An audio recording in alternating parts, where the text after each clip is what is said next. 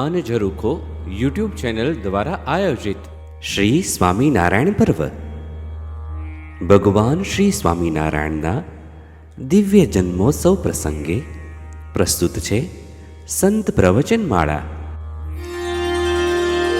શ્રી સ્વામિનારાયણ ભગવાનની જય.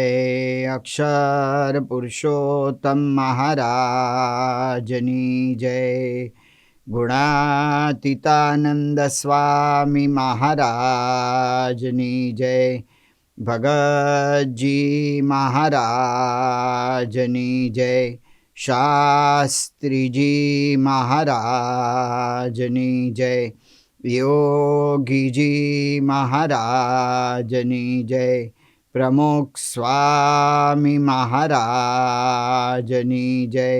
મહંત સ્વામી મહારાજની જય. જેવા મેં નિરખ્યા રે શ્રીહરિ પર્વ અંતર્ગત આજના પ્રવચનમાં આપણે પરમહંસોની દ્રષ્ટિએ શ્રીજી મહારાજ જેવા મેં નિરખ્યા રે એ વિષય ઉપર મનન ચિંતન કરીશું. પરમહંસો અને મહારાજ એ સાથે બેઠા હોય એની એક કલ્પના કરીએ. એ દ્રશ્ય આપણી આંખ સામે લઈએ તો મહારાજ પોતે બિરાજમાન છે અને સામે 500 સંતો એક સાથે બેઠા છે. આ સંતો જુદા જુદા પ્રદેશના છે. ઓરિસ્સાના જિજ્ઞાસાનંદ છે, તો રાજસ્થાનના બ્રહ્માનંદ સ્વામી અને આનંદાનંદ સ્વામી છે. નેપાળ ઉત્તરાંચલના વ્રજાનંદ સ્વામી છે. ઉત્તર પ્રદેશના નિત્યાનંદ સ્વામી કૃપાનંદ સ્વામી છે. તેલંગાણાના નાના ગોપાળાનંદ સ્વામી છે. બંગાળના સ્વયંપ્રકાશાનંદ સ્વામી છે. અને ગુજરાતના દેવાનંદ સ્વામી, દયાનંદ સ્વામી, પ્રેમાનંદ સ્વામી જેવા અનેક સંતો એક સાથે મહારાજને એકી ટશે જોઈ રહ્યા છે અને એમાં સુખ લઈ રહ્યા છે. આ કેટલું આશ્ચર્ય ઉપજાવે એવું આ દ્રશ્ય છે. આ પરમહંસો મહારાજને કાયમ નિરખ્યા જ કરતા. જુદા જુદા પ્રદેશના, જુદી જુદી જ્ઞાતિના, જુદા જુદા સંસ્કારના, પણ મહારાજ સાથે સૌ એક જ રીતે અને એક જ ભાવનાથી જોડાયેલા હતા. એ સુનિરખતા મહારાજમાં એ વાત આજે આપણે જાણવા પ્રયત્ન કરીશું. આ સંતો કોઈ સામાન્ય નહોતા. 500 પરમહંસોને જ્યારે આપણે જોઈએ છીએ ત્યારે આપણને આશ્ચર્ય થયા વગર રહેતું નથી. આ દુનિયાની અંદર મોટા મોટા વ્યવહાર કુશળ, એવા કળા કૌશલ્યવાળા, એવી આવડતવાળા, એવા વિદ્વાનો અને એવી સિદ્ધિવાળા આ બધા એકત્રિત થયેલા. ગોપાળાનંદ સ્વામીનો જ વિચાર કરીએ તો ગોપાળાનંદ સ્વામી બાળપણથી જ ચમત્કારી હતા. ઈડરના મહારાજા એમને નમી પડેલા અને સૌથી મોટું તો અષ્ટાંગ યોગ એમને સાહજિક રીતે સિદ્ધ કરી દીધો હતો. એવા ગોપાળાનંદ સ્વામી જેવા યોગી હતા.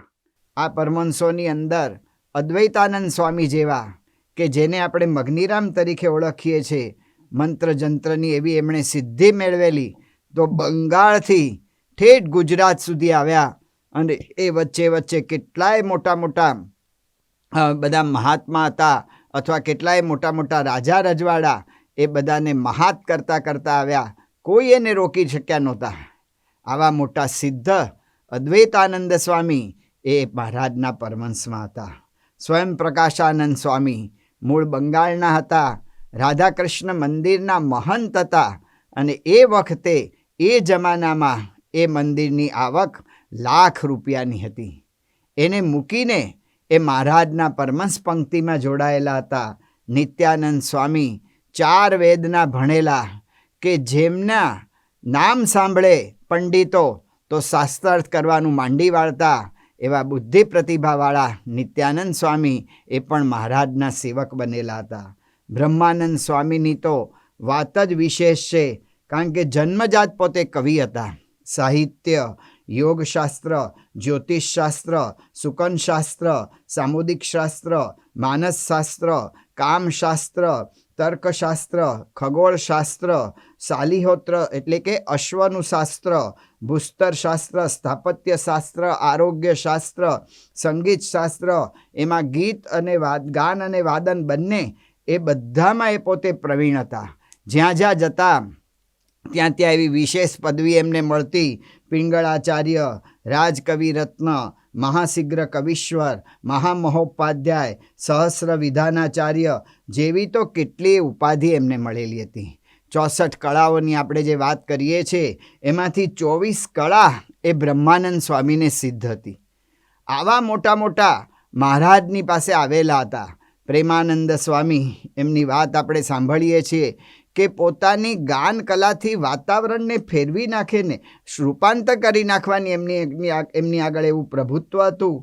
આનંદાનંદ સ્વામી રાજસ્થાનના ભરતપુર સ્ટેટના નવલસિંહ નામે ત્યાંના પોતે મહારાજા હતા અને પોતે રાજગાદીનો ત્યાગ કરી અયોધ્યામાં જઈને સંન્યાસ ગ્રહણ કરેલો અને રામગલોલા આશ્રમના મહંત હતા. ત્યારે એમનું નામ લક્ષ્મણાનંદ હતું. એ મહારાજની આ ભગવી સેનામાં જોડાયેલા હતા. દેવાનંદ સ્વામી કે જેમણે કવિશ્વર દલપતરામને છંદ, છપ્પઈ વગેરે એમણે કવિત્વ શક્તિ એમણે આપેલી હતી એવું કવિશ્વર નાનાલાલે પોતાના પિતાશ્રી માટે નોંધ્યું છે. એવા દેવાનંદ સ્વામી એ મહારાજના સંત પંક્તિમાં હતા. મુક્તાનંદ સ્વામી એક સારા કથાકાર કે પોતે કથા કરે તો હજારોનું મન એક સાથે એ પોતે વશ કરી શકે અથવા એના ઉકેલ આપતા, એના પ્રશ્નોના ઉકેલ આપતા જાય.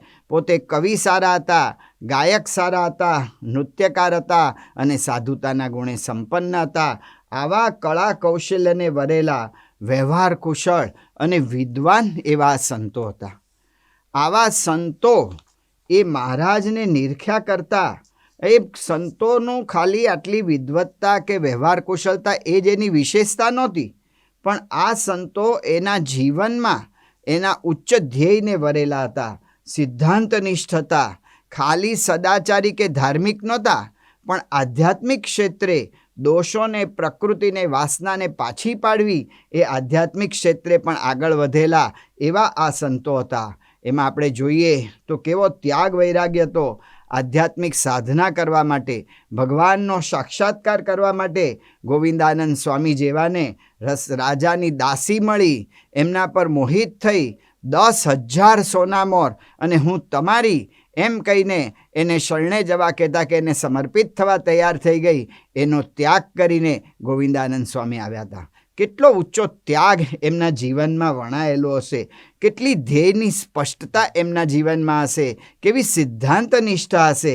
પ્રભુઆનંદ નામે દીવબંદરના મોટા એક વણિક કે જે પોતે વહાણોને પરદેશ મોકલતા, પરદેશથી માલ અહીંયા લાવતા, આવા મોટા વેપારી એ મહારાજની આ ત્યાગીની પંક્તિમાં હતા. એમણે બધું જ ત્યાગી દીધું, પોતાનો વેપાર, ધંધો બધો, અને મોક્ષ માટે એ મહારાજની પાસે આવી ગયેલા હતા. સ્વયં પ્રકાશાનંદ સ્વામી અને આનંદાનંદ સ્વામી હમણાં આપણે જાણ્યું એ પ્રમાણે મહંત હતા, એનો એમણે ત્યાગ કરેલો હતો. કહેવાનું કે આ સંતો એના જીવનમાં બહુ શુદ્ધ વર્તનવાળા હતા અને બહુ જ આધ્યાત્મિક માર્ગે પણ આગળ વધેલા હતા. એમના જીવન કેવા હતા? તો પારદર્શક જીવન હતા. જેવા અંદર એવા બહાર, નિર્દંભ જીવન. ખાલી એક વચનામૃતના આધારે આપણે ખાલી વિચાર કરવા પ્રયત્ન કરીએ તો વચનામૃતના સંપાદનમાં મુક્તાનંદ સ્વામી વગેરે બધા સંતો હતા. એ સંતોએ પોતે સંપાદન કાર્ય સંભાળતા હોવા છતાં પોતાની ભૂલો વચનામૃતમાં એમણે લખી અને જાહેર કરી. આ કેટલી મોટી વાત. લગભગ મુક્તાનંદ સ્વામીએ આવી રીતે ધારો કે વચનામૃત લઈએ, પ્રથમનું 14મું, લોયાનું 2જું, લોયાનું 16મું, મધ્યનું 4મું, અમદાવાદનું 3જું, આ વચનામૃતોમાં નોંધ થયેલી છે કે મુક્તાનંદ સ્વામીએ જે પ્રશ્ન પૂછાયો હતો એનો સમાધાન કરવા પ્રયત્ન કર્યો, પણ યથાર્થ સમાધાન થયું નહીં. હવે આવી પોતાની ભૂલ, એવી ભૂલ વારંવાર બતાવે, આ કેટલી મોટી વાત. આનાથી મોટી વાત એ છે કે મધ્યના 27મા વચનામૃતમાં મહારાજે મુક્તાનંદ સ્વામી માટે જે વાક્ય કહ્યું છે એ કદાચ વચનામૃતમાં ન લીધું હોત તો પણ ચાલત, પણ મુક્તાનંદ સ્વામીએ બાકી નથી રાખ્યું. જેવું થયું એ બધું જ નોંધ્યું. સત્યને આ લોકો વળગેલા હતા, સત્યનિષ્ઠ હતા. તો એટલા માટે મુક્તાનંદ સ્વામીએ ત્યાં નોંધ્યું છે, મહારાજે મુક્તાનંદ સ્વામીની ટીકા અથવા નિંદા કરી હોય એવું આપણને દેખાય. તો તમારું તો એટલું જણાય છે કે તમારે જે માયિક પદાર્થનો યોગ થાય તેની આંટીમાં પ્રથમ તો આવી જવાય છે. આવી વાત મુક્તાનંદ સ્વામી જાહેરમાં કરી દે. એના કરતાં વધારે મધ્યના 62ના વચનામૃતમાં જે મહારાજે કહ્યું, આ તો ન લીધું હોત તો સંપૂર્ણ ચાલત. પણ મુક્તાનંદ સ્વામીએ મહારાજે વાત કરી હતી, સત્યને વરેલા હતા, નિખાલસ હતા, જેવા અંદર એવા બહાર હતા, નિર્દંભ હતા. એટલે એમણે ત્યાં નોંધી લીધું કે આ 3 અંગની જે અમે મહારાજ કહે છે કે આ 3 અંગની જે અમે વાર્તા કરી છે તે બહુધા તો મુક્તાનંદ સ્વામી સારું કરી છે. આ કેવું કહેવાય? મધ્યના 62માં મહારાજ કહે છે કે અમે આ વાત કરીએ છીએ એ મુક્તાનંદ સ્વામી માટે કરીએ છીએ. રખે કોઈ વાતની સમજણમાં કસર રહી જાય નહીં એમ જાણીને આ વાર્તા કરીશ. આપણને કોઈ એમ કહે કે આ કથા વાર્તા હું કરું છું અત્યારે એ તમારા ઉપર જ છે, તો તરત મારા જેવાને પ્રશ્ન થઈ જાય તો બીજા બધા શું સિદ્ધ થઈ ગયા છે? પણ મુક્તાનંદ સ્વામીએ સ્વીકાર્યું કે હે મહારાજ, તમે જે વાત કરો છો એ મેં પણ એમ જ ધાર્યું છે કે મારા માટે જ કરી છે. આવા નિખાલસ પુરુષો હતા, આવા નિર્દંભ પુરુષ હતા, આવું પારદર્શક એમનું જીવન હતું. કાનાણીના 9મા વચનામૃતમાં બ્રહ્માનંદ સ્વામીને મહારાજ બોલાવે છે. બ્રહ્માનંદ સ્વામીને એવો એક પ્રસંગ બનતા મુક્તાનંદ સ્વામીને 7 દિવસ સુધી જયસ્વાણ કરવા નહોતા ગયા, તો મહારાજ જાહેરમાં બ્રહ્માનંદ સ્વામીને પ્રશ્ન પૂછે છે કે એવી મલિન રીસ હોય જેની ઉપર આંટી પડે તે સંગાથે આંટી મૂકે જ નહીં, પાડાની પેઠે રીસ રાખ્યા જ કરે, એવો જે હોય તેને તે સાધુ કહીએ કે ના કહીએ? હવે આ પાડાની જેમ રીસ રાખ્યા કરે એવી વાત બ્રહ્માનંદ સ્વામીને મહારાજ જાહેરમાં કરે, આ કેવું દેખાય? કેટલું આપણું માનહાનિ થાય. તેમ છતાંય બ્રહ્માનંદ સ્વામી ત્યાં રાજીપે આ વાત નોંધવા દે છે અને આ વાત વચનામૃતમાં નોંધાય છે. આવી કેટલીક વાતો છે. એના પરથી આપણને દેખાય છે કે આ પરમહંસો કેવળ લૌકિક દ્રષ્ટિએ વ્યવહાર કુશળ કે બહુ આગળ વધેલા તો હતા જ, પણ એ પરમહંસો એના જીવનની અંદર પણ બહુ જ આગળ વધેલા હતા. કહેતા કે આધ્યાત્મિક જીવનમાં આગળ વધેલા હતા. એવો ત્યાગ વૈરાગ હતો, આવું પારદર્શક જીવન હતું અને અધ્યાત્મમાં કેટલા આગળ વધ્યા હશે તો એના પ્રશ્ન પૂછ્યા છે એમાંથી જણાય. એક જ આપણે દાખલા તરીકે લઈએ કે પ્રથમનું 24મું વચનામૃત.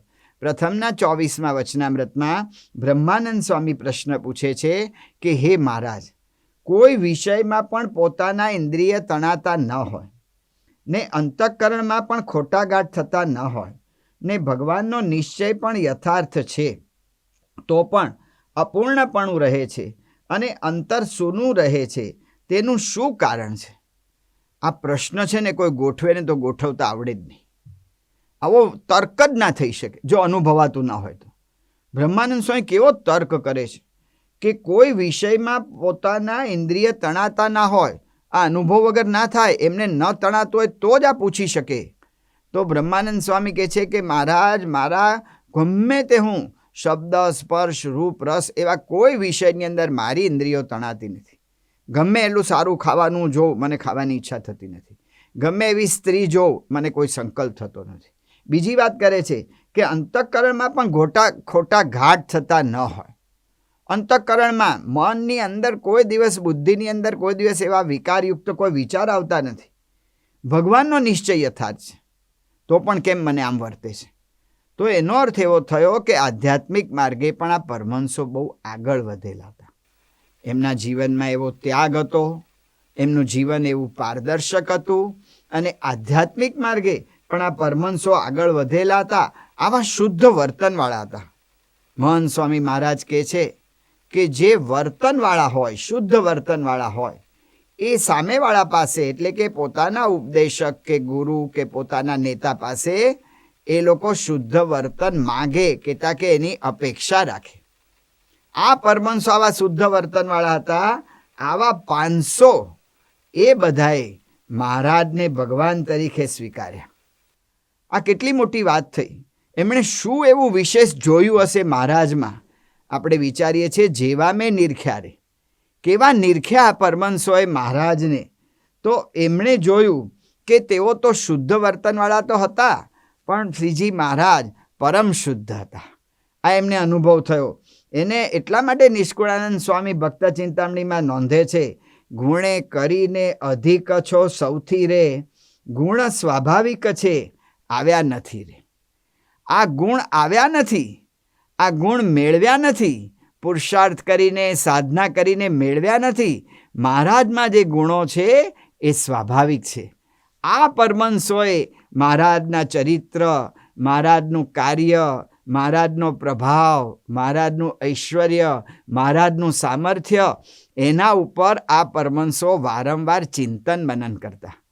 કેવળ એકલા ચિંતન મનન નહોતા કરતા, બધા ભેગા થઈને એના પર ગોષ્ઠી કરતા. અને ગોષ્ઠી કરીને બધા આ નિર્ણય ઉપર બધા એક સાથે આવી શકતા હતા. તો મહારાજનું કેવું પરમ શુદ્ધ જીવન હશે અને કેવા મહારાજને એમણે જોયા હશે એ આપણને ખબર પડે. અને એવી રીતે આ પરમહંસોએ મહારાજને જોયેલા.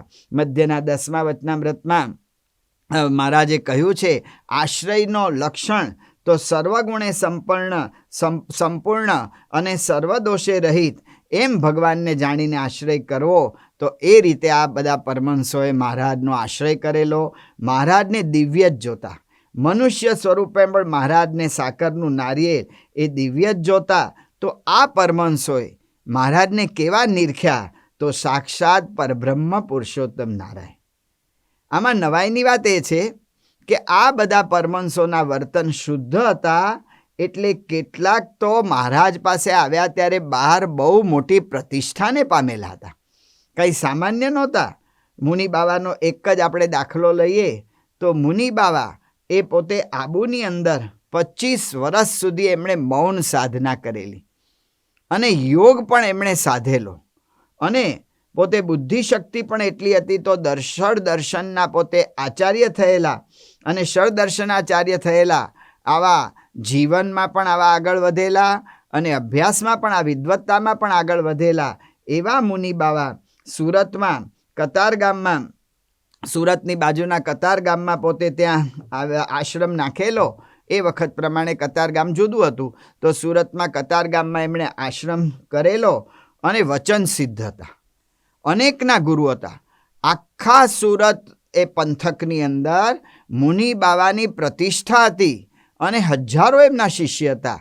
એ વખતમાં અંગ્રેજ સરકારે જેમને કોટવાલ તરીકે કહેતા કે સુપ્રિન્ટેન્ડન્ટ ઓફ પોલીસ તરીકે જેમને આવી રીતે એમને નિયુક્ત કર્યા હતા, એવા અરદેશર કોટવાલ એ મુનિ બાવાના શિષ્ય હતા. ભગવાન જેવા ઐશ્વર્ય તો આ બધામાં હતા, કારણ કે વચન સિદ્ધિ એમનામાં હતી. આવા ભગવાન જેવા ઐશ્વર્ય પામેલા આ સંતોએ મહારાજને ભગવાન તરીકે નિરખ્યા કે આ સ્વામિનારાયણ ભગવાન તો અનંત ભગવાનના ભગવાન છે. તો આ પરમહંસોએ આ રીતે મહારાજને પુરુષોત્તમ નારાયણ તરીકે, પરબ્રહ્મ પુરુષોત્તમ નારાયણ તરીકે નિરખ્યા. ખાલી એમણે નિરખ્યા એટલું નહીં, એમણે એમના જીવન દ્વારા પણ એ સાબિત કરી બતાવ્યું કે એમને ભગવાન જ જાણતા હતા. આપણે એક જ દાખલો લઈશું. 108 પ્રકરણની અંદર આપણે જોઈએ તો એનું બહુ મોટામાં મોટું પ્રમાણ છે. તો મહારાજે 108 પ્રકરણ ચલાવેલા.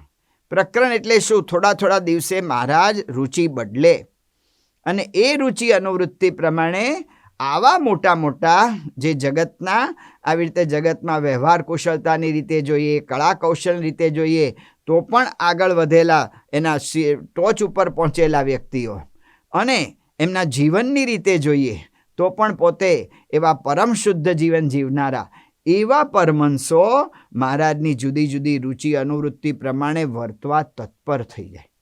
ગમે ત્યારે પ્રકરણ બદલાય. કોઈ પ્રકરણ 5 દિવસ રહે તો કોઈક પ્રકરણ મહિનો રહે તો કોઈક પ્રકરણ વર્ષ સુધી રહે તો કોઈ 3-3, 4-4 વર્ષ સુધી પણ રહે. પણ મહારાજની એક રુચિ અનુવૃત્તિ પાળવા તૈયાર થઈ જાય. આ કેટલી મોટી વાત. આ પ્રકરણો હતા, એમાં કેટલાક પ્રકરણ તો સમજાય એવા હતા. જેમ કે ભિક્ષા માગતા જે આવે તે ગોળા કરીને જમવું. ભિક્ષામાં જે અનાજ આવે એને એક ગળણા જેવા કપડામાં નાખી અને એનો ગોળો વાળી અને એમાં ગળણા જેવા કપડામાં નાખી પાણીમાં સારી પેઠે ઝબકોળવાનું અને પાણીમાં ઝબકોળ્યા પછી એની અંદર કંઈ રસકસ ના રહે પછી જમવું. બીજું પ્રકરણ છે મન માગે તે ન આપવું. રાત્રિએ વગડે એક એકનો શબ્દ ન સંભળાય તેમ રહેવું. ઓઘા વગેરે કોઈ પદાર્થનો આશરો ન લેવો. શિયાળામાં પાણીમાં શ્રદ્ધા પ્રમાણે બેસી રહેવું. સારી ભિક્ષા મળે ત્યાં ફરી ન જવું. આવા પ્રકરણો તો સમજાય એવા હતા કે જેમાંથી દેહનો અનાદર થાય, જેમાંથી તપ થાય, જેમાંથી ત્યાગની વૃત્તિ જાગૃત થાય, જેમાંથી ઇન્દ્રિયોની વૃત્તિ પાછી પડે. એટલે એ તો મનાય એવા હતા. પણ કેટલાક પ્રકરણો તો એવા હતા, આ પરમહંસોએ કેવી રીતે આ પાળ્યા હશે એ આપણને પ્રશ્ન થઈ જાય. તો એમાં એવો પ્રકરણ હતા કે માથે લુગડું ઓઢે ને બીજા દોરે એમ ઘૂમટો રાખવો. એટલે ભાઈ આ ઘૂમટો રાખવો આ કંઈ આપણું કામ છે? તો તરત જ પ્રશ્ન થાય કે ઘૂમટા કાઢીને રસ્તામાં ફરવાનું, લોકો પાસે કેવા દેખાઈએ અને આનો અર્થ શું છે? બીજું પ્રકરણ છે શરીરે ખરજ આવે તો ખંજોળવું નહીં. એક પ્રકરણ એવું હતું કે દોડવું નહીં. આ બધા પ્રકરણો એવા હતા કે બુદ્ધિમાં બેસે નહીં એવા હતા. આ આજ્ઞાઓ એવી હતી. આ રુચિ મહારાજની અનુવૃત્તિ જે હતી એ એવી હતી કે આમાં તો બુદ્ધિમાં કંઈ બેસે જ નહીં. તો એ બ્રહ્માનંદ સ્વામી જેવા પ્રખર બુદ્ધિશાળી અથવા તો નિત્યાનંદ સ્વામી જેવા વિદ્વાન આવા વ્યક્તિઓ પણ આ બધા પ્રકરણોને સારધાર અતથી ઇતિ પાડતા. એમણે કોઈ તર્ક કર્યો નહીં, એમણે કોઈ આવી રીતે ત્યાં સંદેહ કર્યો નહીં. કારણ મહારાજની પાસે અને જેમ કહ્યું એમાં વર્ત્યા. આપણે એમ કહીએ કે કઠપુતલીની જેમ આમને નચાવ્યા તો એ પ્રમાણે આ પરમહંસોએ તૈયાર થયા. આ બહુ જ મોટી વાત. આપણે વાત કરતા હતા કે ભગવાન તરીકે એમણે સ્વીકાર્યા. એ ભગવાન તરીકે સ્વીકાર્યા એમ નહીં, એમના જીવન દ્વારા એમણે કરી બતાવ્યું. શ્રીમદ ભગવદ્ ગીતામાં આપણે જોઈએ છીએ કે અર્જુને શ્રી કૃષ્ણ ભગવાનને છેલ્લે કહ્યું, નષ્ટો મોહ. હું તમને મનુષ્ય રૂપે જોતો તો એ મારો મોહ ટળ્યો. હવે કોઈ શંકા કે તર્ક એ મને નથી રહ્યા. હવે હું નહીં કરું અને કરીશે વચનમ તવ, સંપૂર્ણ તમારો શરણાગત થઈને રહીશ. આ પરમહંસોએ સંપૂર્ણ શરણાગતિ સ્વીકારીને એમણે એમના જીવન દ્વારા બતાવ્યું કે પોતે ભગવાન સ્વામિનારાયણને સાક્ષાત પરબ્રહ્મ પુરુષોત્તમ નારાયણ આ રીતે જાણતા. તો જેવા મેં નિરખ્યા રે, પરમહંસોએ મહારાજને કેવા નિરખ્યા. પરમહંસોએ મહારાજને સાક્ષાત ભગવાન તરીકે નિરખ્યા. પછી આ વાત એમણે કથા વાર્તા દ્વારા કે ગ્રંથો દ્વારા કે કીર્તનો દ્વારા એ બધા દ્વારા આ વાતનું એમણે પ્રવર્તન કર્યું અને એની અંદર મહારાજના વિશેષ બધા ગુણો એમણે બધા વર્ણવ્યા. આવા તો અનેક ગ્રંથો થયા મહારાજના એ સમય દરમિયાન. આ ખાલી ગ્રંથોનો વિચાર કરીએ તોય આપણને આશ્ચર્ય થાય કે આ પરમહંસોએ કેટલા મહારાજને અદ્ભુત રીતે નિરખ્યા હશે. તો આ ગ્રંથો સંસ્કૃતમાં, હિન્દીમાં, ગુજરાતીમાં, વ્રજમાં, આ બધા જુદી જુદી ભાષાઓમાં આવા બધા ગ્રંથ થયા. તો એની અંદર સંસ્કૃત ગ્રંથ શુકાનંદ સ્વામી, શતાનંદ સ્વામી, નિત્યાનંદ સ્વામી, મુક્તાનંદ સ્વામી, યોગાનંદ સ્વામી, વાસુદેવાનંદ સ્વામી, ચૈતન્યાનંદ સ્વામી, દીનાનાથ ભટ્ટ જેવાએ 22 જેટલા તો સંસ્કૃત ગ્રંથો તૈયાર કર્યા. સત્સંગી જીવનમ, સત્સંગી ભૂષણમ, હરિવાક્ય સુધા સિંધુ, બ્રહ્મ મીમાંસા, શ્રીહરિ દિગ્વિજય, શ્રીહરિ સ્વરૂપ નિર્ણય, શ્રી જ્ઞાન વિલાસ, શ્રી ગીર્વાણ બોધ, આવા બધા કેટલાય ગ્રંથો રચાયા. ને ગુજરાતીની અંદર ગદ્યની અંદર વચનામૃત જેવો અદ્ભુત ગ્રંથ એ ગુજરાતની પ્રજાને, ગુજરાતી સાહિત્યને પ્રાપ્ત થયો. એની સાથે પદ્ય સાહિત્ય તો કેટલું એ થયું. મુક્તાનંદ સ્વામીએ 23 ગ્રંથો રચ્યા અને બીજા કેટલાય કીર્તનો કર્યા. બ્રહ્માનંદ સ્વામીએ 17 ગ્રંથો રચ્યા અને 2561 કીર્તનો કર્યા. પ્રેમાનંદ સ્વામીએ 5 ગ્રંથો રચ્યા અને 14,000 કીર્તનો રચ્યા. નિષ્કુળાનંદ સ્વામી 23 ગ્રંથો કર્યા અને 2000 પદો કર્યા. આ સિવાય દેવાનંદ સ્વામી, દયાનંદ સ્વામી, ભૂમાનંદ સ્વામી, મંજુકેશાનંદ સ્વામી, કૃષ્ણાનંદ સ્વામી, આમના તો હજારો પદો છે. 68 જેટલા ગ્રંથો ને 20,000થી વધારે કીર્તનોમાં આ પરમહંસોએ પોતે જેવા મહારાજને નિરખ્યા એવો એમણે વર્ણન એ આ પરમહંસોએ આની અંદર કર્યું. પરમહંસોએ મહારાજમાં અનંત ગુણો જોયેલા અને અનંત ગુણોની અંદર એમણે ઊંડાણ પણ એવું જોયેલું. એ અલગ અલગ રીતે વર્ણવ્યું છે. એના કેટલાક અંશો આપણે જોઈશું. હમણાં જ આપણે ઉલ્લેખ કર્યો 108 પ્રકરણ. તો 108 પ્રકરણ એમાં નિષ્કુળાનંદ સ્વામી લખે છે કે મહારાજની રુચિ, મહારાજની પ્રકૃતિ, મહારાજનો સ્વભાવ કેવો હતો. ભક્ત ચિંતામણીના 55ના પ્રકરણમાં નિષ્કુળાનંદ સ્વામી લખે છે, કરે વાતો વાલો ઘણી ઘણી, ચડે ખરી ખુમારી તે તણી, વળી ત્યાગ વૈરાગ્ય બતાવે, કાચું પોચું પ્રભુને ન ભાવે. મહારાજ કાચું પોચું રાખતા નહીં. જે કાર્ય કરતા એ એકદમ વ્યવસ્થિત અને સંપૂર્ણ. જે એના શિષ્ય થાય એ પણ એવા પૂર્ણ થાય એવી મહારાજની ઈચ્છા રુચિ રહેતી. અને એટલા માટે મહારાજ આ પ્રકરણો ફેલાવતા અને પ્રકરણોની અંદર એવો આગ્રહ રાખતા. એના પાલન માટે, એવા શિસ્તના પાલન માટે પણ મહારાજ એવો આગ્રહ રાખતા. એક વખત મહારાજ કાળા તળાવમાં બિરાજમાન હતા. પ્રાગજી દવે કથા કરતા હતા. ત્યારે મહારાજે વાત કરી, ભાગવતની કથા ચાલતી હતી, ત્યારે મહારાજે વાત કરી કે આ ભગવાનની કથામાંથી જાણપણું આવે છે, માટે કોઈએ ઊંઘવું નહીં, અને ઊંઘશે તો તેને અમે કાઢી મૂકશું. આવું મહારાજે વાત કરી. અને મહારાજની ઈચ્છાથી એ જ વખતે મુક્તાનંદ સ્વામીને જોલું આવ્યું. મહારાજ કે અમારે તો મુક્તાનંદ સ્વામી વિશે ગુરુ ભાવ, પણ અમે તો ગુરુને પણ કહીએ. એમ કરીને મુક્તાનંદ સ્વામીને મહારાજે બહાર કાઢી મૂક્યા.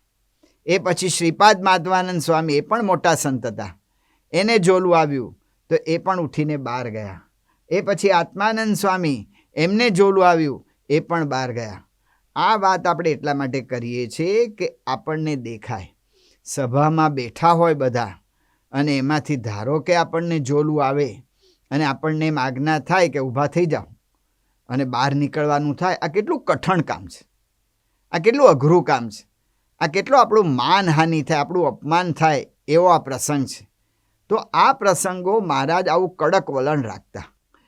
બ્રહ્માનંદ સ્વામીનો પ્રસંગ આપણે જાણીએ છીએ કે સભામાં બેઠા હતા અને એમને જોલું આવ્યું તો મહારાજ એ વખતે બેરખો રાખતા, એટલે કે માળાની નાની માળા, એ બેરખો રાખતા. એ બેરખો લઈને મહારાજે બ્રહ્માનંદ સ્વામી પર નાખ્યો. બ્રહ્માનંદ સ્વામી તો બહુ ચતુર હતા, હોશિયાર હતા, પ્રવીણ હતા. એટલે એમણે શીઘ્ર કીર્તન તારો ચટક રંગીલો છેલડો ત્યાં રચી દીધું અને મહારાજને આનંદ પમાડ્યો. પણ મહારાજ આવી રીતે સભામાં ગમે એવા મોટા હોય એને પણ ટોકતા, વઢતા, દંડ દેતા. હવે આ ક્રિયાની અંદર પરમહંસોએ મહારાજને કેવા નિરખ્યા.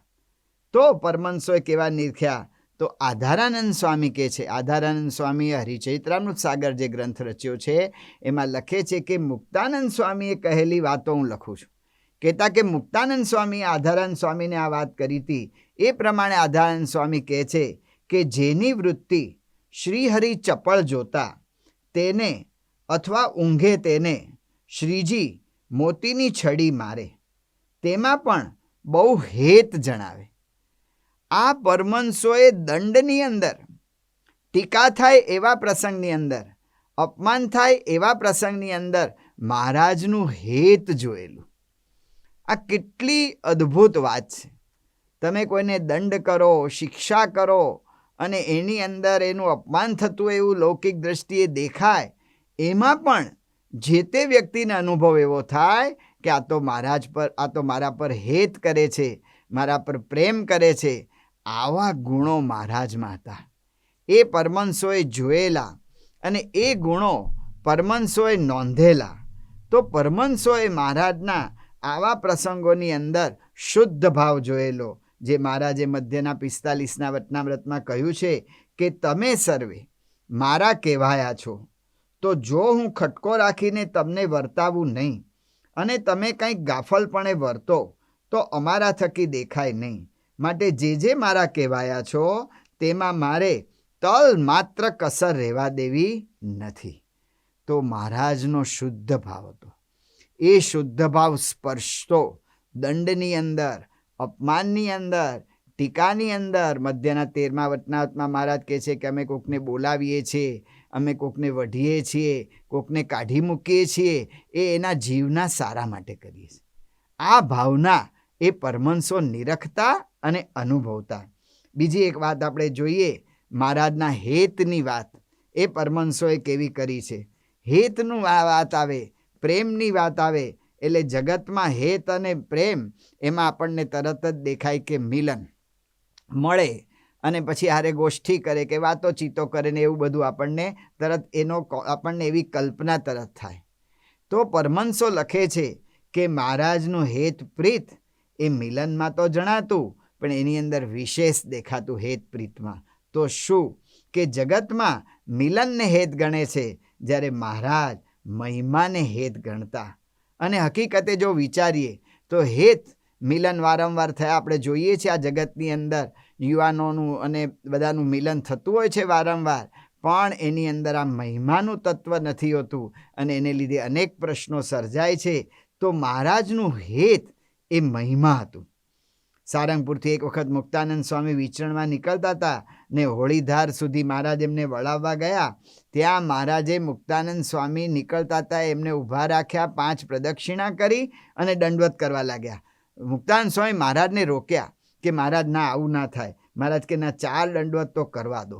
તમે આવું વિચરણ કરો, આવો ભીડો ખમો, આવો સમાસ કરો તો અમારે તમને દંડવત કરવા જોઈએ. તો આ મહારાજની વૃત્તિ. વિચરણમાં કોઈ જાય કેટલો મહિમા એનો સમજતા, કે એનો મહિમા દરેકનો સમજતા. ગઢડાથી કુંડળ મહારાજ કેવળ પરમહંસો વિચરણમાંથી આવેલા એને લેવા માટે, એને તેડવા માટે, એને આવી રીતે લઈ જવા માટે મહારાજ 47 કિલોમીટરની યાત્રા કરીને આવેલા. ભુજમાં પણ આપણે જાણીએ છીએ કે 18 નવા પરમહંસો આવ્યા ત્યારે મહારાજ એમને દંડવત કરવા માંડ્યા હતા. તો આ રીતે મહારાજનું હેત એ મહિમા હતું. એટલા માટે પરમહંસોએ પરથારામાં મહારાજની સ્વાભાવિક પ્રકૃતિ નોંધી છે કે ક્યારેક તો દેશાંતર થકી પોતાના સમીપે આવ્યા જે સાધુ તથા પોતાને પ્રિય ભક્તજન તેમને જોઈને પ્રસન્ન થયા થકા તત્કાળ ઉઠીને તેમને બથમાં ગાલીને મળે છે ને તેમને તે દેશના સમાચાર પૂછે છે. અને ક્યારેક તો ઉત્સવને વિશે પોતાને સમીપે રહીને પછી પોતાની આજ્ઞાએ કરીને પરદેશમાં જતા જે સાધુ તેમને પ્રસન્ન થઈને મળે છે, કહેતા કે એને ભેટે છે મહિમાથી. તો હેતની એક વાત પરમહંસોએ મહારાજમાં જોઈ કે હેત એટલે મહિમા સમજવું. બીજી પરમહંસો જુએ છે હેત મહારાજનું કેવું છે, તો હેત એટલે કે એની સેવા કરવાનો સંકલ્પ થયા કરે. આધારાનંદ સ્વામી નોંધે છે હરિચૈતન્ય સાગરમાં કે મહારાજ કહે છે કે સંતની સેવા કરવા માટે અમે માર્ગ શોધતા હતા.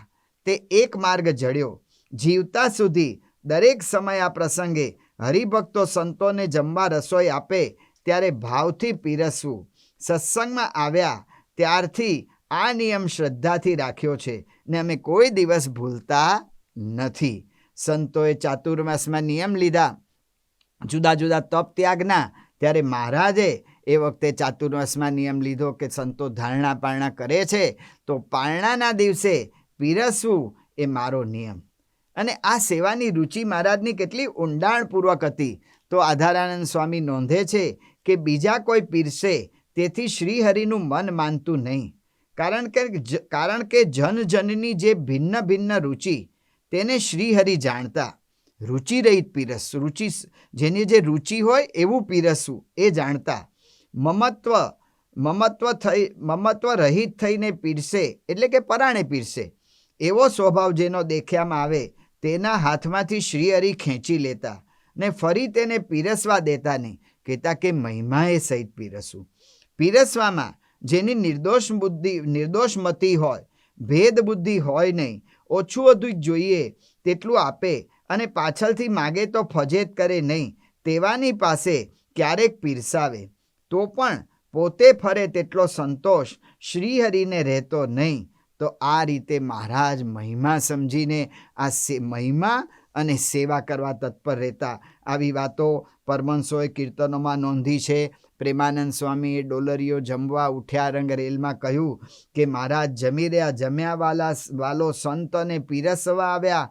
મોતીચૂર થાળ ભરીને મંગાવ્યા, પંચવાર ફર્યા, સંતને હરાવ્યા. એ જ વાત મુક્તાનંદ સ્વામીએ ચલે લડ્ડુ પીરસન કે કાજ સંત મેં શ્રીહરિ એવા કીર્તનોમાં નોંધી છે. અને મહારાજે બહુ સંતોને આગ્રહ કરતા કે જો એક લાડુ લો તો ચરણાવિંદ આપીશ, ને અડધો લાડુ લો તો મસ્તક પર હાથ મૂકીશ. આમ આગ્રહ કરીને મહારાજ સંતોને પીરસતા. મહિમા અને પ્રેમની જાણે વર્ષા થતી. આવા પ્રસંગો ભક્ત ચિંતામણી, હરિચેતાનું સાગર વગેરે ગ્રંથોમાં વિવિધ સ્થાનોએ કરેલ વિવિધ પીરસણ લીલા પરમહંસોએ વર્ણવી છે. તો આ પરમહંસો મહારાજમાં આવા તો ચરિત્રોમાંથી અનંત ગુણો નિરખતા. ધારો કે કથા વાર્તાનો લાભ પરમહંસ લેતા, તો એમાંથી એમણે કયા વિશિષ્ટ દર્શન કરતા? તો કથા વાર્તામાંથી પરમહંસોએ વિશિષ્ટ દર્શન કરતા કે આ શ્રીજી મહારાજ એ પોતે શાસ્ત્ર સર્વના રહસ્યના જાણનારા છે. શાશ્વત ધર્મ ગોપતા જે કહીએ છે એ શ્રીજી મહારાજમાં એમને દેખાતું. એટલા માટે કેટલાય વચનામૃતોમાં આવી બધી વાત આવે છે. લોયાના 10મા વચનામૃતમાં માયા દુઃખદાયી કે સુખદાયી આ પ્રશ્ન થયો, અને પ્રશ્ન થયો ત્યારે એનો ઉત્તર કોઈ મુક્તાનંદ સ્વામીએ મુક્તાનંદ સ્વામીએ ઉત્તર આપ્યો, મહારાજે પ્રતિપ્રશ્ન કર્યો, બધા મૂંઝાઈ ગયા. ત્યારે બધાએ કહ્યું કે હે મહારાજ, એનો ઉત્તર તો અમથી થાય એમ નથી, એનો ઉત્તર કૃપા કરીને તમે જ કરો. એવી જ રીતે કારણીના 12મામાં હે મહારાજ, આ પ્રશ્નનો ઉત્તર તો તમે કરો તો થાય. પ્રથમના 20મામાં તમથી જ યથાર્થ ઉત્તર થશે. આવા ઘણા વચનામૃતો છે.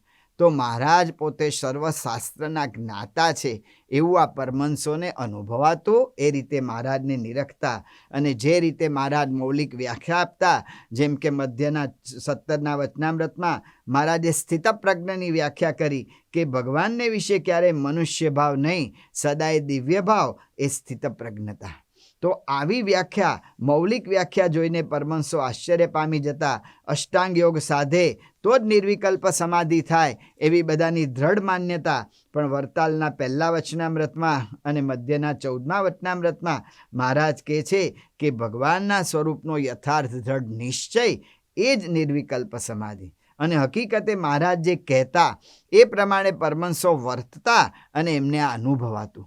તો આવી મૌલિક વ્યાખ્યા જોઈને મહારાજને શાસ્ત્રના જ્ઞાતા જાણતા, સકલ શાસ્ત્રના પાર પામેલા, અને શાસ્ત્ર માત્રના એ જ મુખ્ય પોતે પ્રેરક અને પ્રવર્તક છે એવું મહારાજમાં જોતા. આધારાનંદ સ્વામી હરિચેતામૃત સાગરમાં નોંધે છે કે શ્રીહરિ એક વાતમાં અનેક વાત કહેતા અને શાસ્ત્રોનો સાર તેમાં લાવતા. એ જ વાત પ્રેમાનંદ સ્વામીએ કરી કે યોગને સાંખ્ય રે, પંચરાત્ર વેદાંત એ શાસ્ત્રનો રે, રહસ્ય કરે કરી ખાંત. તો આ રીતે મહારાજના આવા અલૌકિક દર્શન પરમહંસો કર્યા જ કરતા. વિચરણની અંદર પરમહંસોને દર્શન થતા મહારાજના કે હરિભક્ત પ્રત્યે મહારાજને કેટલો પ્રેમ છે, કેટલી મમતા છે, મહારાજનો ભીડો, અને એ બધું જોતા પરમહંસોને એમાંથી નવું નવું દેખાતું. આધારાનંદ સ્વામી લખે છે કે અજ્ઞાન મટાડવા શ્રી હરિ પ્રગટ્યા છે. તેથી એક હરિભક્ત પણ જે ગામમાં હોય ત્યાં પણ જતા. બીજી એક વખત નોંધે છે કે જેમાં એક રંગ રહે અને ઘરમાં સંપ રહે તેને ઘેર શ્રીહરિ જતા. પ્રેમી ભક્તો ફાવે તેટલા દૂર રહેતા હોય તો પણ કષ્ટ વેઠીને શ્રીહરિ તેમને ઘેર જતા. અને ત્યાં વિચરણ વગેરેમાં કે હરિભક્તો મળે ત્યારે મહારાજ શું કરતા? તો એ વાત નોંધે છે સંતો કે શ્રીહરિ ભક્તોના ગામ, જ્ઞાતિ, નામ પૂછતા. તે ગામમાં કેટલા હરિભગત છે તે પણ પૂછતા. સૌની ઘટે તેમ સંભાળ રાખતા. ફાવે તેટલી પ્રવૃત્તિ હોય તો પણ તેમને ભૂલતા નહીં. ગામના હરિભક્તને પછી પત્રલેખનની વાત એ જમાનામાં તો કેટલી કઠણ હતી, તો પણ પરમહંસોએ પણ નોંધ્યું છે કે ગામના હરિભક્તને સંભાળી શ્રીહરિ પત્ર લખતા. સંત હરિભક્તને ભૂલી જાય તો યાદ કરાવવા કહેતા. દરેક દેશમાં શ્રીહરિ 1, 2, 3 એમ પ્રતિવર્ષ હરિભક્તોની પ્રીતિ વધે તેવા પત્રો કૃપા કરીને લખાવતા. આવી તો કેટલીય વાતો એ પરમહંસોએ નોંધી છે. કહેતા કે પરમહંસો મહારાજની દરેક ચરિત્રમાં, દરેક કાર્યમાં, દરેક મહારાજના પ્રસંગોમાં અનેક ગુણો, અનેક પ્રકારે એમણે દર્શન કર્યા છે અને સૌને કરાવ્યા છે. અને એનાથી આગળ વધીએ, કેટલા ઝીણવટપૂર્વક દર્શન આ બધા સંતોએ કર્યા હશે. તો જે રીતે મહારાજના ચરિત્ર, ચિહ્ન અને ચેષ્ટાનું ઝીણવટપૂર્વક નોંધ થઈ છે, આપણને એવું લાગે કે સૃષ્ટિના પ્રારંભકાળથી અત્યાર સુધીમાં આ રીતે ચિહ્ન, ચરિત્ર કે ચેષ્ટાની આટલી નોંધ કદાચ કોઈની નહીં થઈ હોય. નાના નાના ચરિત્રો ભલે ક્રમમાં આવે કે ના આવે, પણ ભક્તિભાવથી નીતરતા આ પરમહંસોએ નોંધ્યા છે. પછી તે અખંડ આત્મા રૂપે વર્તતા સદગુરુ ભાયાત્માનંદ સ્વામીની વાતો હોય, કે પછી આવી રીતે નાના એવા પરમહંસ પ્રસાદાનંદ સ્વામીની વાતો હોય, નિષ્કુળાનંદ સ્વામી રચિત ભક્તિભાવથી ભરપૂર ભક્ત ચિંતામણી ગ્રંથ હોય, કે આધારાન મુનિ રચિત વિશાળ ગ્રંથ હરિચરિત્રામૃત સાગર હોય, પણ આ બધી વસ્તુઓ એટલી ઝીણવટપૂર્વક નોંધાણી છે કે પરમહંસોએ કેટલા ઊંડાણપૂર્વક દર્શન કર્યા એનો આપણને ખ્યાલ આવે. ખાલી એક ચિહ્નની જ વાત કરીએ તો પરથારાની અંદર જે મહારાજનું વાત નોંધવામાં આવી છે, તો મહારાજ ખુલ્લા બેઠા હોય તો જ નજરે ચડે તેવા ચિહ્નો પણ નોંધાયા છે. દાખલા તરીકે ડાબા ખભાથી 2 આંગળ હેઠો વાંસામાં એક રોમે સહિત એક મોટો તિલ છે, ને એ તિલથી હેઠો એક તિલ છે, ને વળી તેથી હેઠો બીજો તિલ છે, અને કરોડની ડાબી કોરા ડોકથી 2 તસુ હેઠો એક તિલ છે. કેટલા સૂક્ષ્મ દર્શન કર્યા છે પરમહંસોએ, અને કેટલા દિવ્ય ભાવથી કર્યા છે. આ ચિહ્નોની વાત પ્રેમાનંદ સ્વામી ઓરા આવો શ્યામ સ્નેહીના પદોમાં નોંધી છે. એમાં 5મા પદમાં કેટલું ઝીણવટપૂર્વકનું દર્શન નોંધાયું છે. તો પ્રેમાનંદ સ્વામી કહે છે, મુખમાં હે જમણી કોરની હેઠલી જે દાઢવાલા, તેમાં શ્યામ સુભગ ચિહ્ન એક જોવું રાખી ચાડવાલા. મુખમાં નીચેની દાઢ છે, એમાં એક શ્યામ ચિહ્ન છે, એની પણ નોંધ એ પ્રેમાનંદ સ્વામી કરે છે. કેટલા સૂક્ષ્મ દર્શન આ સંતોએ મહારાજના કર્યા છે. એવી જ રીતે મહારાજની ચેષ્ટા એટલે કે નિત્ય ક્રિયા, એની નોંધ પણ આ પરમહંસોએ લીધી છે. પ્રથમ શ્રી હરિરેના પદમાં રોજ આપણે ચેષ્ટાનું ગાન કરીએ છીએ, પ્રેમાનંદ સ્વામી એમાં કરી. તો પૂર્ણાનંદ સ્વામીએ શ્રીજી સહેજે જો બેઠા હોય રે, એવી રીતે 5 પદો એમણે પણ ચેષ્ટાના નોંધ્યા છે. નિષ્કુળાનંદ સ્વામીએ હરિસ્મૃતિ ગ્રંથની અંદર નાથ નિરખ્યા છે, જમતા જોયા છે, ભૂધર ભાળ્યા છે, રંગે દીઠા છે, આવા બધા 7 ચિંતામણીમાં મહારાજની ચેષ્ટાને વર્ણવી છે. તો આ રીતે મહારાજના આવી રીતે ચિહ્ન, ચરિત્ર અને ચેષ્ટાની જે નોંધો અને મહારાજના બીજા બધા જે ચરિત્રોની જે નોંધો થઈ છે, એમાંથી આ તો આચમન જેટલું એ નથી. આ તો આપણે અહીંયા વાત કરી શકીએ એવું છે જ નહીં. અનંત વાતો આમાં નોંધાયેલી છે. પણ મુખ્ય આપણે જોઈએ કે પરમહંસોએ જે નિરખ્યા મહારાજને, એ સાક્ષાત પરબ્રહ્મ પુરુષોત્તમ નારાયણ તરીકે આવી નિષ્ઠાથી એમણે નિરખ્યા હતા. એની અંદર મહારાજને એમણે નિરખ્યા તો ખરા, પણ એમણે અનુભવ્યા હતા. ભક્ત ચિંતામણીમાં નિષ્કુળાનંદ સ્વામી પ્રકરણ 103, 4 અને 5માં જણાવે છે કે એક વખત પરમહંસો મહારાજની સ્તુતિ કરી અને તેમને અનાદિ ભગવાન કહ્યા. ત્યારે મહારાજે કહ્યું કે અમે ક્યાં રાવણ, કંસ, દુર્યોધન જેવા અસુરોને માર્યા છે, અને તમે અમથું કરો છો અનુમાન. ત્યારે ભગવાનની આ મનુષ્ય લીલા જોઈને સંતોએ એમના અનુભવની વાત કરી કે હે મહારાજ, અમારા અંતરમાં કામરૂપી રાવણ રહેલો, અમારા અંતરમાં માનરૂપી કંસ હતો, અમારા અંતરમાં લોભરૂપી દુર્યોધન હતો, એને તમે મારી નાખ્યો છે, અંતરમાંથી દોષો દૂર કર્યા. એવા કામ ક્રોધાદિક કોટા, જેને આગે હાર્યા છોટા મોટા, એવા દુષ્ટ જે થકી હણાય, તે તો સર્વથી મોટા ગણાય. હે મહારાજ, આવા દોષોને તમે અમને નિર્મૂળ કરી દીધા, જેનો અમને અનુભવ થઈ ગયો છે. તેથી અમારા મતે તો આપ સર્વોપરી પરબ્રહ્મ પુરુષોત્તમ નારાયણ છો. એવી રીતે આ પરમહંસોને આ અનુભૂતિ હતી. આ રીતે એમણે મહારાજને નિરખેલા અને એનાથી પોતાના જીવનમાં પોતે કૃતાર્થતા અનુભવતા અને દોષો ટાળ્યાની, છતીદેહ સ્થિતિ પામ્યાની પણ અનુભૂતિ એમને થઈ.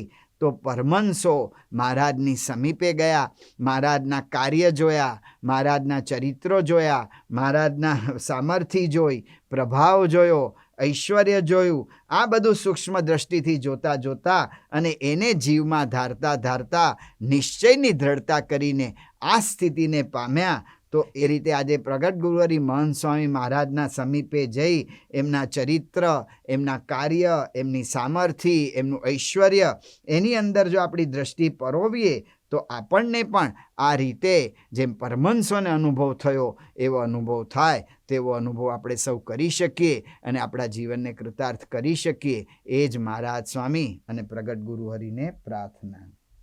પ્રથમના 71 વચનાત્મા મહારાજે પોતે જ કહ્યું છે કે હું જે આ પૃથ્વી ઉપર આવ્યો છું તે હું આવ્યો છું અને મારું ધામ જે અક્ષર ગુણાતીત એને પણ સાથે લાવ્યો છું અને સાથે અક્ષર મુક્તો બધા લઈને આવ્યો છું. મારું ઐશ્વર્ય છે પણ તમામ લઈને આવ્યો છું અને આ પ્રમાણે આ પૃથ્વી ઉપર આવ્યો છે એ વાત તમારે બધાએ સમજવી અને બીજાને વાત કરવી, આ એમનો આદેશ છે. તો શ્રીજી મહારાજ પણ આ પૃથ્વી ઉપર આવ્યા, એટલો મોટો સાજ પોતે પણ લાયા અને એવા બધું સાજની અંદર કે 500 સંતો કર્યા. મહારાજને વખતે પોતે 500 સંતો બોલાયા અને 500 સંતો એટલે એવા સામાન્ય નહીં.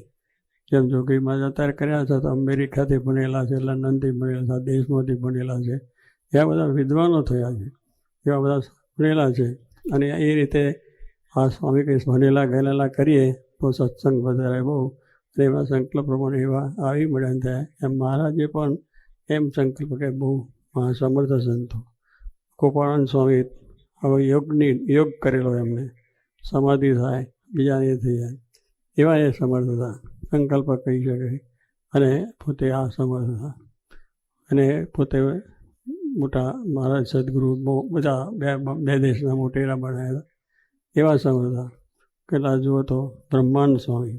હવે બ્રહ્માંડ સ્વામી એટલે તો મોટા રાજાઓ મહારાજાઓને પણ રીઝવી દે અને એવા મોટા કાર્યો કરે, મોટા શિરપાઓ મળે. કારણ રાજ કઈ ચારણ હતા એટલે ચારણ ભાષાઓ તો બોલે તો રાજા રાજી થઈ જાય, એટલે સારા શિરપાઓ આપે, પૈસા આપે, શણગાર આપે, બધું ઘણું બધું આપતા હતા. ભાવનગર રાજાએ કહ્યું કે મારા રાજમાં ગઢડામાં સ્વામિનારાયણ છે અને ભગવાન થયા છે. એટલે એમને ચારણ તરીકે હતા એટલે હતું કે આ દેશમાં અત્યારે ભગવાન તો હોય જ નહીં. ભગવાનની વાત કરો છે ખોટી છે, કારણ કે ભણેલા હતા વિદ્વાન અને ચારણને એક દાડો મળાય નહીં. કારણ કે માણસ એવા કે બહુ બુદ્ધિશાળી માણસ, ગમે તેમ માને નહીં, માની લે નહીં, માને તો પછી એની વાતને કોઈ જુદી છટા આવી જાય. એના જીવમાં જો સત્સંગ થઈ ગયો તો બધી જુદી વાત થઈ જાય. તો એ પછી આવે અને કહ્યું એટલે કે ભગવાન ના હોય તો કે છે, તો કે હું જઉં અને એમની પરીક્ષા કરું. જાય પછી મેં સંકલ્પ કર્યા મારા ગુલાબનો હાર હોય ને બીજું તે આખો પ્રસંગ લખેલો છે. ત્યાં ગયા અને મહારાજે બધા ભાગવત ચાલતું, કાળા ધામ એની ભાગવત વંચાય, ગુલાબનો હાર હતો પહેરાયો, આવ્યો નામ આવો લાડુ બાળુ, આ બધું કર્યું. એટલે પહેલાંનું મન થયું ખરેખર અને પોતે એનો રંગ લાગી ગયો કે વાત સાચી છે. અને એ પ્રમાણે શ્રીરંગદાસ છે અને પછી એમાંથી બ્રહ્માનંદ થયા. બ્રહ્માનંદમાંથી એટલા બધા વિદ્વાન પંડિત અને પછી તરત સાધુ મહારાજે કર્યા. વડતાલમાં જે મંદિર કર્યું એ એમને કર્યું. મહારાજે 25 રૂપિયા આપ્યા હતા, 35 રૂપિયા. એમાંથી મોટું મંદિર કર્યું. એવા બાહુ હોશિયાર લોકોને વશ કરે, મોટા મોટા માણસોને એમના કાવ્ય ગાવા. એટલે કેવું એક કયા લે. એવા વ્યાપકાન સ્વામી હતા, એવા નિત્યાનંદ સ્વામી, બહુ જ વિદ્વાન, ત્યાં પૂર્વ દેશમાંથી આવેલા, ઉત્તરમાંથી. એટલા વિદ્વાન એના સામે કોઈ ટકી ના શકે એવી એમની પોતાની પાસે અભ્યાસ હતો, વિદ્વાન હતા, પંડિત હતા. કોઈ પણ એના વાદ વિવાદમાં જાય તો જીતી શકે નહીં એવું એમનું કાવ્ય છે. એમ નિષ્કુળાનંદ સ્વામી, હવે વૈરાગની જ મૂર્તિ. એવા કીર્તનો ગાય તો બીજાને પણ વૈરાગ થઈ જાય. વ્યાપકાનંદ સ્વામી છે એ તો બધી મળદા બેઠા કરે, મળેલા માણસોને બેસતા કરે, એવી વિદ્યા હતી. અને એ પ્રમાણે થયું. એક વખત બોટાદની અંદર એક આપણા દરબાર હતા, ખાચર હતા, કાઠી દરબાર. એમને તેની ઘોડી મળી ગઈ. તો કે શું થયું? દરબારનો શોખ થયો. કેનો શોખ? કે તો ઘોડી મરી ગઈ. કે એમાં શું મરી ગઈ? એમાં ગયા ને ત્યાં દરબારમાં ચોકમાં ઘોડી પડેલી હતી અને એ ભાઈ અંજલિ લીધી અને નાખ્યું, પાણી છાંટ્યું, ઘોડી બેઠી હતી. હનહર કરી દરબાર ખુશ થઈ ગયા, રાજી થઈ ગયા અને વાત બધી પછી મહારાજ પાસે ગઈ ગઢડામાં. પછી ગઢડા ગયા ત્યારે મારે કે આવો ભગવાન મને મૂકતા મેં વ્યાકરણ જોઈ તો શરમમાં પડી ગયા. મહારાજ ભગવાન તો તમે છો. તો કે હું તો ક્યાં ઘોડા બેઠા કરું, તમે મળતા બેઠા કરો, તમે ખરા ભગવાન. તો કહેવાનું કે આવા સમર્થ હતા તો પણ ભગવાનના દાસ થઈ રહ્યા. શ્રીજી મહારાજના એક દાસ રહ્યા કે પોતાનું ઐશ્વર્ય પ્રતાપ તે બતાવ્યો નહીં, પણ મહારાજને વિશે જોડ્યા બધાને કે આ ભગવાન છે અને આપણો કલ્યાણદાતા મોક્ષદાતા છે, એવી જ વાતો એમને કરી. પોતાનું અભિમાન રાખ્યું નહીં, માન રાખ્યું નહીં, કારણ કે દેહ ભાવ છે એટલે હું વિદ્વાન છું, હું પણ આવું કરી શકું એવું પણ ભાવ આવે. પણ એક એવા સમર્થ હતા અને એવા બધી કાર્ય કર્યા હતા. એક બધાને આ પ્રમાણે કાર્ય થઈ જાય. પણ બધાએ એક જ મહારાજની પાસે જે કહ્યું ને કે મહારાજ હું આવ્યો છું કે અક્ષરરૂપ થઈને પુરુષોત્તમની ભક્તિ કરવા માટે. ગુણાસમાં એક આપણો દેહ શા માટે મળ્યો છે? અક્ષરરૂપ થઈને પુરુષોત્તમની ભક્તિ કરવા માટે. એ સિદ્ધાંત બધાએ જીવનમાં ઉતાર્યો હતો. એટલે આપણે પણ એ વાતનું દરતા કરી અને એ વાતનો ચોક્કસ કરીને દરરોજ એ ભક્તિ કરવી.